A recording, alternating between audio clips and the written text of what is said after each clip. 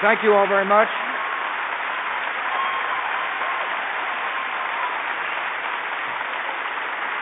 Thank you all. General Metcalf, thanks. Thanks for welcoming me back here. I am really pleased to be back to Wright Pat, and it's great to be on the inside of the National Museum of the United States Air Force, which is a fabulous place. I hope our fellow citizens come and see it. It is a great tribute to the airmen who've flown the missions and secured the skies and defended America's freedom. I want to thank the folks who maintain this shrine. I thank you for giving me a place to park Air Force One. And I appreciate the hospitality of the people who serve our country here at Wright Pat. And I want to thank you for coming to give me a chance to share with you an update on the historic work our nation is undertaking in Iraq. Over the past year, we have seen significant security gains result from the surge. Less visible are the political and economic changes taking place, from major pieces of legislation being passed to simple signs of normalcy. This progress isn't glamorous, but it is important. And that's what I'm here to talk about today. But before I do so, I want to thank not only General Metcalf, but I want to thank Congressman Jim Jordan for serving our country.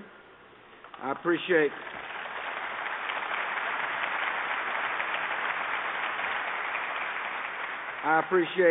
the State Auditor, Mary Taylor, for joining us today. Thank you for coming. I'm grateful that the Mayor McClin, took time to come by and say hello. Madam Mayor, thank you very much for your... I appreciate the other state and local officials. I do want to thank General Bruce Carlson, Commander of the Air Force Materiel Command, Colonel Colleen Ryan, and all those who wear the uniform. I'm proud to be with you, and I'm proud to be your Commander-in-Chief.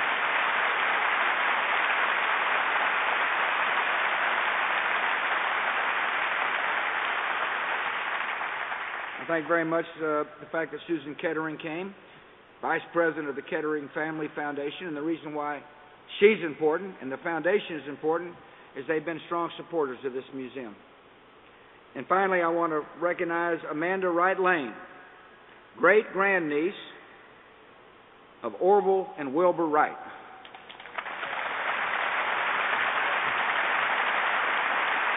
Thanks for coming. Nothing wrong with having famous relatives.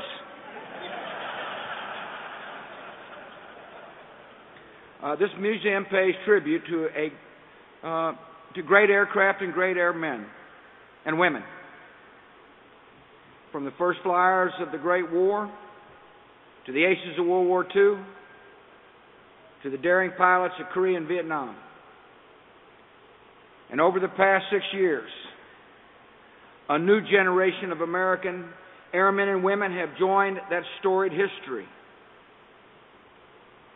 After all, the Air Force was critical in liberating the people of Afghanistan and the people of Iraq, and taking the fight to the enemy overseas so we do not have to face them here at home on a fateful day in this war.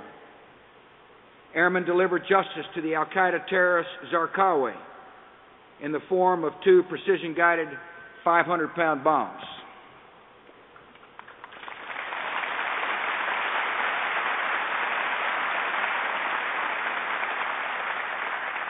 The military achievements in Iraq have been accompanied by a political transformation.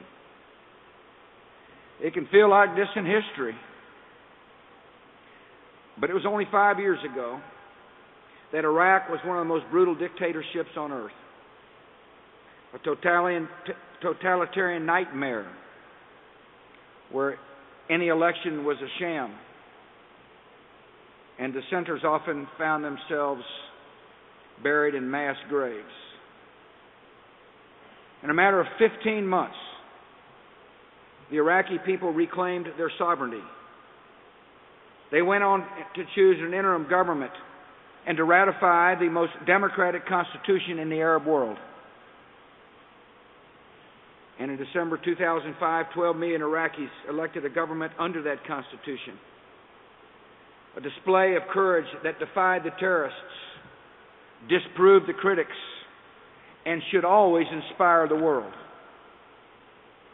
Tragically, the progress threatened to unravel in 2006. The new government the Iraqis elected took months to form. In the meantime, a terrorist attack on the Shia shrine in Samarra drove sectarian tensions past the breaking point. Sunni extremists, including al-Qaeda terrorists and Shia extremists, some backed by Iran, slaughtered innocent Iraqis in brutal attacks and reprisal killings. Across the country, political and economic activity was set back. We took a hard look at the situation and responded with the surge. This dramatic shift in policy had two primary goals. The first was to improve security conditions. So I ordered 30,000 additional soldiers and Marines into Iraq and gave them a new mission to focus on protecting the Iraqi people and to hold the gains that had been made. The other goal of the surge was to open up space for political and economic progress after security returned. So we deployed additional civilian experts and more than doubled the number of provincial reconstruction teams, with a mission to ensure that security gains were followed up by improvements in daily life. General Petraeus and Ambassador Crocker will provide more details about the progress of the surge when they testify before Congress early next month. But this much is clear. The surge is doing what it was designed to do. It's helping Iraqis reclaim security and restart political and economic life. It is bringing America closer to a key strategic victory in the war against these extremists and radicals. On the security side, the surge has brought important gains, which I discussed in detail last week in a speech at the Pentagon. In Baghdad, we've worked with Iraqi security forces to greatly diminish the sectarian violence and civilian deaths. We've broken the grip of al-Qaeda on the capital. We've weakened the influence of Iranian-backed militias. We've dramatically improved security conditions in many devastated neighborhoods in what some have deemed a re-liberation.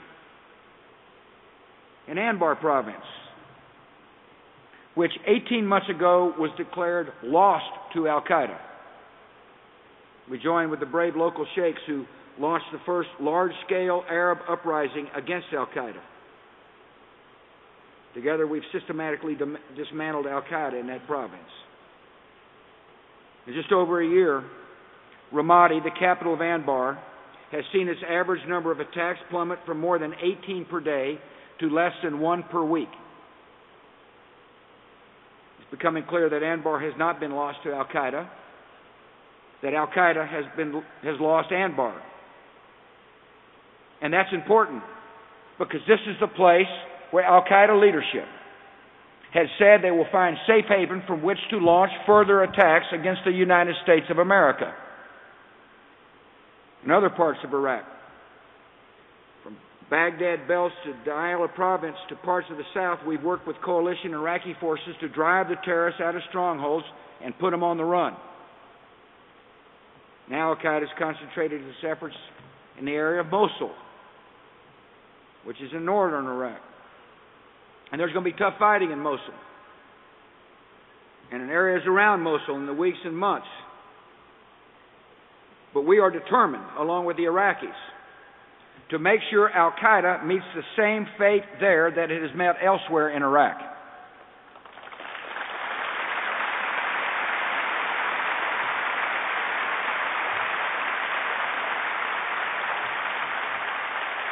A key factor in these security gains has been new cooperation from the Iraqi people. Ordinary Iraqis have come forward with intelligence tips. Citizens who were once hostile to the coalition have switched sides and are now joining with us. Over the past year, more than 100,000 Iraqis have joined their nation's security forces. In other words, there was an Iraqi surge to match our own. These Iraqis are fighting and sacrificing for their country. They want to live in a free society. Iraqi mothers want their children to grow up in peace just like American mothers do.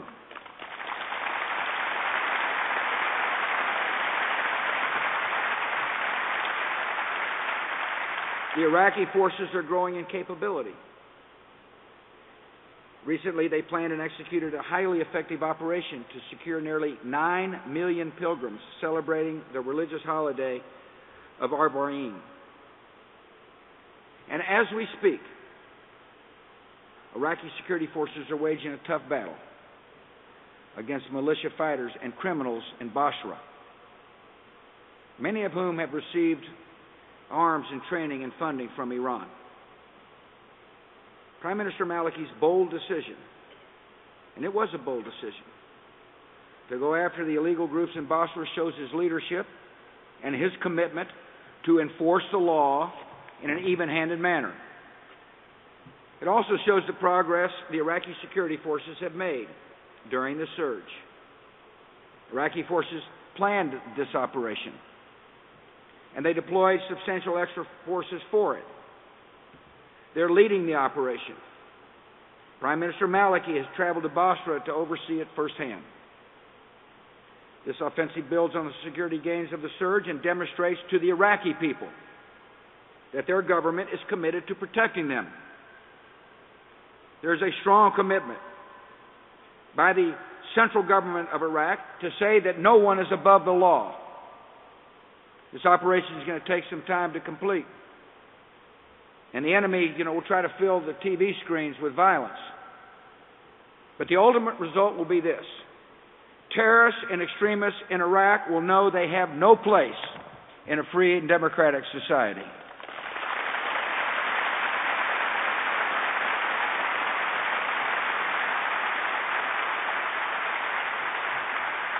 The surge is yielding major changes in Iraqi political life, and that is important. Before the surge, politics at every level was shutting down. For leaders, security crisis prevented the routine conduct of government. For ordinary citizens, politics were a distant concern. After all, they were simply trying to keep their families alive. And for all Iraqis, the violence hardened sectarian attitudes and made tough political compromises impossible. A year later, 1 year later, after we sent additional troops into Iraq, the situation has changed markedly. With security improving, local citizens have restarted the political process in their neighborhoods and cities and provinces. Let me give you an example. In Ramadi, tribal sheikhs who led the uprising against al-Qaeda are now leading a revival of politics. With the support of our PRTs, Ramadi now has a fully staffed mayor's office, and neighborhood councils have formed. Judges are presiding over courts and restoring the rule of law. As the news of the success in Anbar has spread, similar grassroots movements have sprung up all around the country. Today, some 90,000 Iraqis belong to local citizens group bearing the proud name Sons of Iraq. Many of these groups are Sunnis, some are Shia, some are mixed, but whatever their makeup, these groups of citizens are determined to protect their communities, they are determined to fight extremism, and they increasingly participate in civic life. In other words, people have stepped up and said, we're sick and tired of our families having to live in violence. We can't stand the thought of people who murder the innocent to achieve political objectives, and we intend to do something about it. And they have.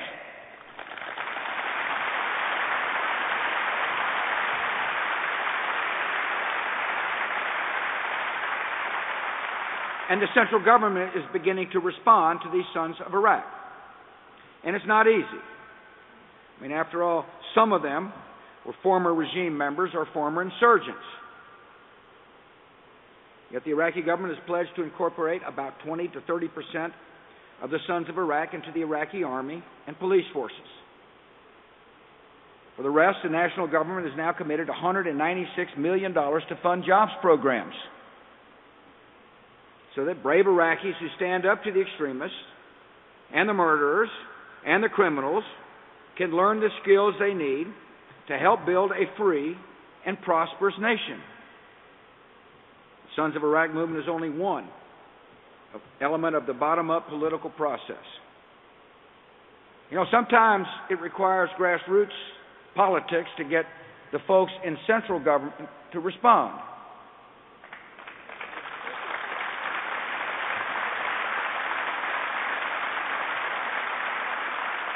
Sometimes that happens in our own country. Well, it's happening in Iraq. You know, another sign of bottom-up political progress is the rebirth of Iraqi civil society.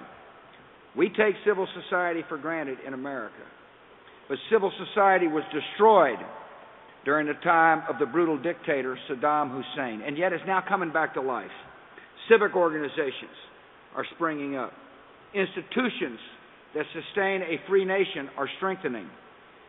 Our PRT in Karbala, for example, helped local residents establish a women's center that will provide education and promote equality. In Anbar, they just had a 5K race on what used to be the most dangerous streets in Iraq. I talked to General Odierno. He was the number 2 man in Iraq. He just came back after courageously serving our country. And he came to the Oval Office, and here's what he told me. He said he flew over Baghdad 15 months ago, and he couldn't see a single soccer game. On his final flight last month, he counted more than 180. Now, that may sound normal to us, and we take it for granted, but it is a sign that the surge is working and civil society is beginning to grow. It is a sign normalcy is returning back to Iraq. And over time, these developments at the local level have increased pressure for action at the national level. Leaders in Baghdad are responding. By any reasonable measure, the legislative achievements in Baghdad over the past 4 months have been remarkable. In December, the government enacted a pension law that will allow tens of thousands of Sunnis to collect the retirement benefits they were promised. Part of reconciliation is to reach out to groups who may not have trust in central government. And you build trust by honoring commitments. In January, leaders enacted a de-Baathification law that allows mid-level Ba'ath Party members to re-enter political and civic life. There was a period of time that if you were associated with the Ba'ath Party, you couldn't teach in a school. And yet there was a need for teachers, and this law will make it easier for civil society to grow and helps reconcile the past. In February, leaders enacted a budget that increases spending on security and capital reconstruction projects and provincial governments. And on the same day, leaders enacted an amnesty law to resolve the status of many Iraqis held in Iraqi custody. Last week, leaders reached agreement on a provincial powers law that helps define Iraqi federalism and sets the stage for provincial elections later this year. And that's an important piece of legislation because it will give Iraqis who boycotted the last provincial election, such as Sunnis in Anbar or Nineveh provinces, a chance to go to the polls and have a voice in their future. These pieces of legislation deal with complex issues that are vital for the reconciliation of the country and fundamental for a democratic society. I mean, we've been arguing about the role of the federal government relative to the states for a long time here in America. We've been trying to get the balance right. And there's a constant struggle between the proper role of state and local government versus the role of the federal government. Well, that's what the Iraqis are now struggling through. You know, they got their budget passed. Sometimes it takes our Congress a while to get its budget passed. Nevertheless, some members of Congress decided the best way to encourage progress in Baghdad was to criticize and threaten Iraq's leaders while they're trying to work out their differences. But heckling was not what the Iraqi leaders needed. What they needed was security. And that is what the surge has provided. When the security situation improved and the Iraqi leaders were reassured that America wouldn't leave them, that America would support them, they then made tough compromises necessary to get key pieces of legislation passed. And it is a lesson worth remembering as Iraq's national government goes about the substantial work that remains, including implementing the laws it's passed, reviewing its constitution, drafting an electoral law, and passing laws to reform its oil sector and codify revenue sharing. It's also worth remembering the enormity of what the Iraqis are trying to do. They're striving to build a modern democracy on the rubble of 3 decades of tyranny in a region of the world that has been hostile to freedom. And they're doing it while under assault from one of history's most brutal terrorist networks. When it takes time for Iraqis to reach agreement, it is not foot-dragging, as one senator described it during Congress's 2-week Easter recess. It is a revolutionary undertaking that requires great courage. You know, one Iraqi leader recently acknowledged that he's faced 4 assassination attempts a year since liberation. Yet he proudly serves his nation with strong determination because he wants to live in a free society. And he understands what I understand. Free societies yield the peace we want. And it's in our interest to stand strongly with the leaders like that in Iraq and give them all the support necessary to succeed.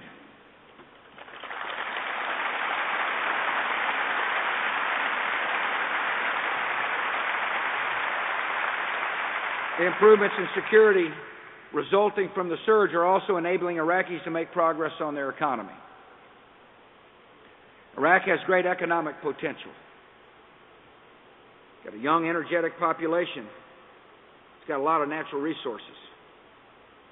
Yet in many ways, the legacy of the tyrant continues to haunt the Iraqi economy. The government is forced to rely on the centralized food and fuel rationing system that Saddam used to control his population and to punish his enemies. The infrastructure for Iraq's oil sector is still owned and managed by the central government and suffers from decades of underinvestment. Iraq's economic problems grew worse during the sectarian violence that preceded the surge. Oil revenues declined, businesses closed their doors, and infrastructure was destroyed. A year later, almost every key economic indicator has turned around. Since the surge began, business registrations have increased by more than 9%. Total inflation has fallen by more than 60 percentage points. Investment in the energy and telecom industries has increased. The agricultural sector is improving. Oil production is up, particularly north of Baghdad. The oil fields there have more than doubled production, and exports through Turkey have expanded significantly. The national government has announced a plan to reform the food rationing system. Economic growth is projected to be a robust 7% this year. And the confidence of Iraqis is rising. They're beginning to see a more hopeful future. More than 75% of Iraqi businesses, according to a recent survey, expect the economy to continue to growing over the next 2 years. As the economic situation stabilizes, Iraq's government has stepped forward to meet more of its own expenses. This is a mark of pride for Iraqis, and it is a point of insistence for us. Early in the war, America funded most of the large-scale reconstruction projects in Iraq, and we've changed our focus. Now we're focused on encouraging entrepreneurship. The Iraqi government is stepping up on reconstruction projects. They have outspent us in the recent budget 11-1, and soon we expect the Iraqis will cover 100% of those expenses.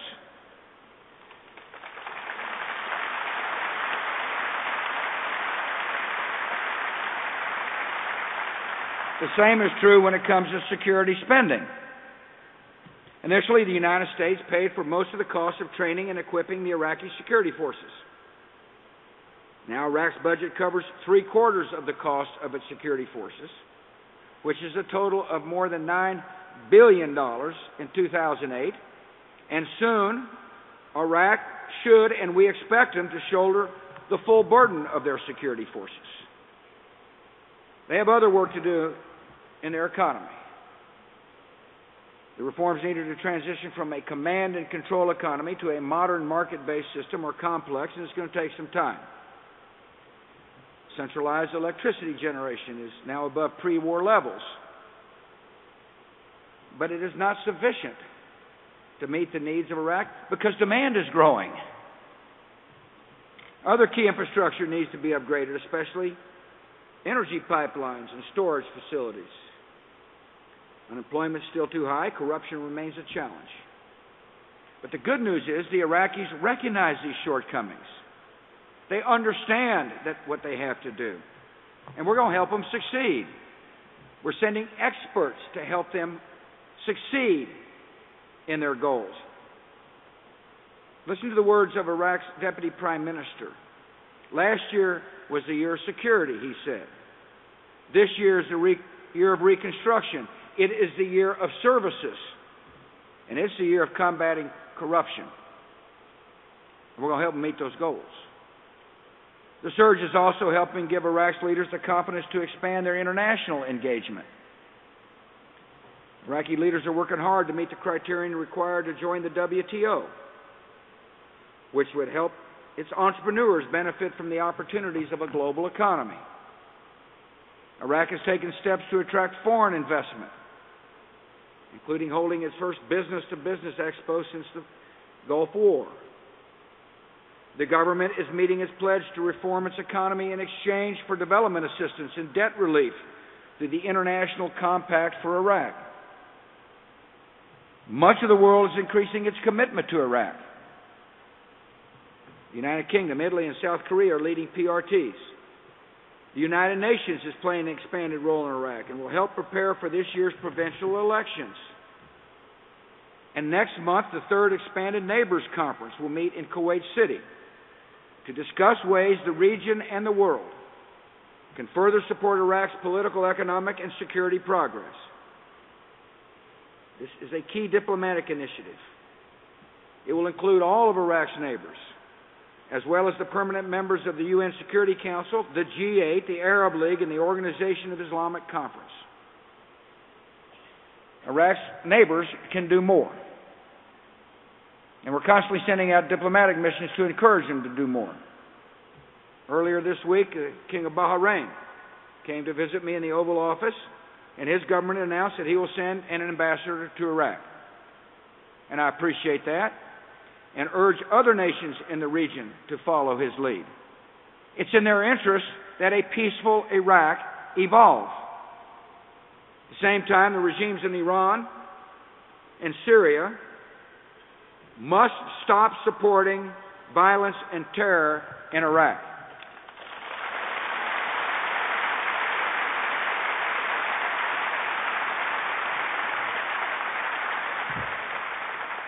Iraq also wants to solidify its relationship with the United States.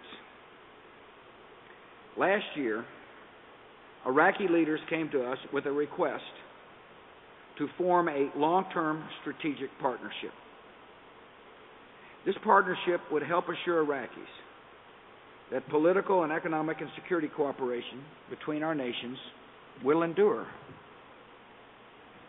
This partnership would also ensure protections for American troops when the UN mandate for multinational forces in Iraq expires this December. Now, this partnership would not bind future presidents to specific troop levels. This partnership would not establish permanent bases in Iraq. It would be similar to partnerships that we have with Afghanistan and other free nations around the world. My administration will work to complete this strategic partnership in the coming months. The Iraqi people have chosen to stand with America against our common enemies, and it's in our interest that we stand with them. Having witnessed all this progress from the surge, the natural question is, what are the next steps? Well, this week I've been discussing that question with my national security team in Washington, as well as with General Petraeus and Ambassador Crocker in Baghdad. They will discuss that question with members of Congress when they come and testify in April. They'll outline the achievements of the surge as well as the challenges that remain, including the continued presence of al-Qaeda, the violence caused by Shia extremists, the destructive influence of Iran, the flow of suicide bombers through Syria, the activities of PKK terrorists. I'm going to carefully consider the recommendations of Secretary Gates, the Joint Chiefs of Staff, and those on the ground, General Petraeus and Ambassador Crocker. And I'll announce my decisions soon after I have fully met with them and heard their recommendations. And as I consider the way forward, I will always remember that the progress in Iraq is real, it's substantive, but it is reversible. And so the principle behind my decision on our troop levels will be ensuring that we succeed in Iraq.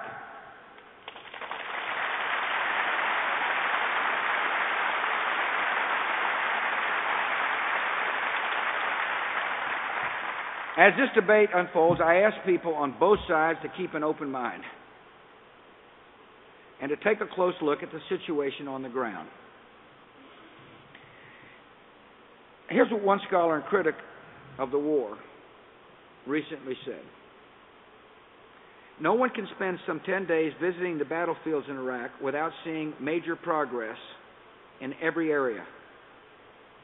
If the United States provides sustained support to the Iraqi government in security, governance, and development, there is now a very real chance that Iraq will emerge as a secure and stable state. Some, however, seem unwilling to acknowledge that progress is taking place. Earlier in the war, they said the political situation wasn't good enough. Then, after Iraq held 3 historic elections, they said the security situation wasn't good enough. Then, after the security situation began to improve, they said politics, again, wasn't good enough. And now that political progress is picking up, they're looking for a new reason. But there's one thing that is consistent. No matter what shortcomings these critics diagnose, their prescription is always the same: retreat. They claim that our strategic interest is elsewhere, and that if we would just get out of Iraq, we could focus on the battles that really matter. This argument makes no sense.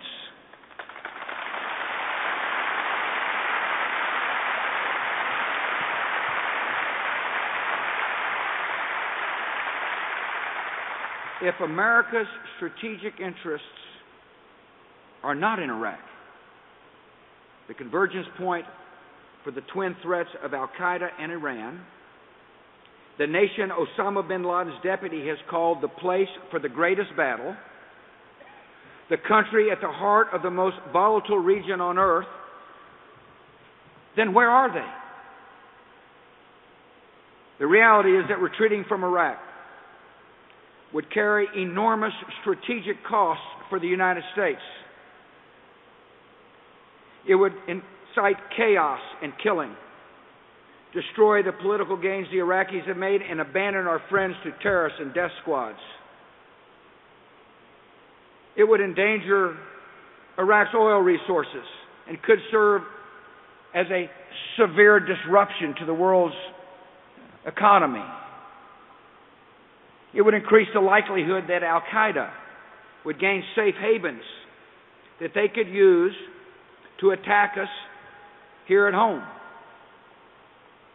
It would be a propaganda victory of colossal proportions for the global terrorist movement, which would gain new funds and find new recruits and conclude that the way to defeat America is to bleed us into submission. It would signal to Iran that we were not serious about confronting its efforts to impose its will on the region. It would signal to people across the Middle East that the United States cannot be trusted to keep its word. A defeat in Iraq would have consequences far beyond that country, and they would be felt by Americans here at home. For the same reason, helping the Iraqis defeat their enemies and build a free society would be a strategic victory that would resound far beyond Iraq's borders. If al-Qaeda is defeated in Iraq, after all the resources it has poured into the battle there, it will be a powerful blow against the global terrorist movement. If Iran is turned back in its attempt to gain undue influence over Iraq, it will be a setback to its ambitions to dominate the region. If people across the Middle East see freedom prevail in multi-ethnic, multi-sectarian Iraq, it will mark a decisive break from the long reign of tyranny in that region. And if the Middle East grows in freedom and prosperity, the appeal of extremism will decline, the prospects of peace will advance, and the American people will be safer here at home. The surge has opened the door to this strategic victory. Now we must seize the opportunity and sustain the initiative and do what it takes to prevail.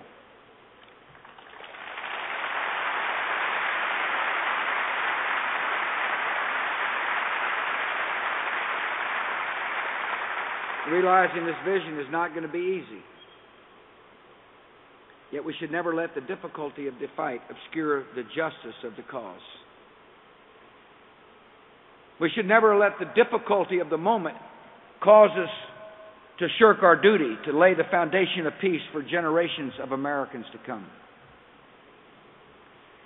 You know, when I mention justice of the cause, you see that when Americans in full battle gear hand out books to children, hand out books to total strangers. You see it when they defuse bombs to protect the innocent or help organize a town council meeting.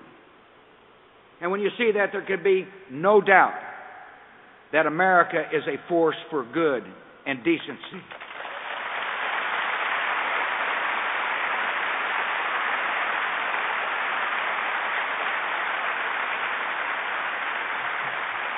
$4,000 of our finest citizens have sacrificed their lives in this mission.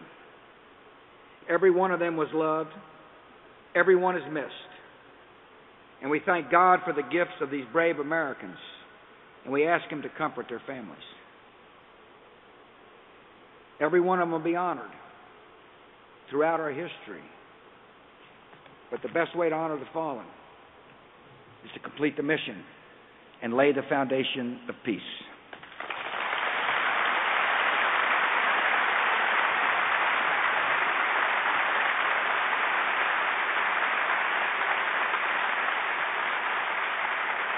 all those who serve on the front lines of this struggle, this ideological struggle, this confrontation against those who murder innocent men, women, and children to achieve their political objectives, or patriots who are upholding the highest ideals of our country. Many of them are airmen and women. They're adding to the tradition of the great aviators honored by this museum, and of others known to us as family, friends, neighbors, or in my case, Dad. The work that today's generation is doing is every bit as challenging, every bit as noble, and every bit as vital to our security as any that came before. When the history of this era is written, it will show that the Air Force and all of America's armed forces performed with unfailing skill and courage. It will show that the United States of America prevailed and freedom advanced, and so did peace. May God bless you. May God bless our country.